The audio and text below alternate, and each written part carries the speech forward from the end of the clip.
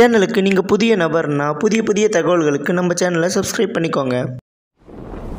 1995 American airlines விமானம் 965 Boeing 757 கொலம்பியாவின் காலிக்கு வடக்கே 50 kilometre தொலைவில் உள்ள மலையில் மோதியதில் விமானத்தில் இருந்த 163 பேரில் 159 பேர் இறந்தனர்.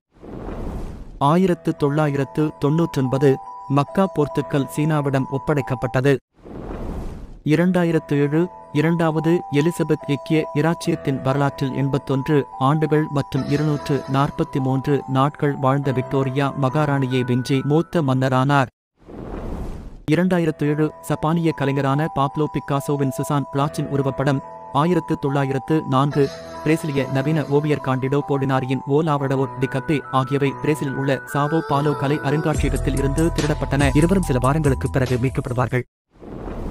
2019 யுனைடெட் ஸ்டேட்ஸ் ஸ்பேஸ் போர்ஸ் 1947 முதல் அமெரிக்க ஆயுதப்படைகளின் முதல் புதிய கிளை ஆனது.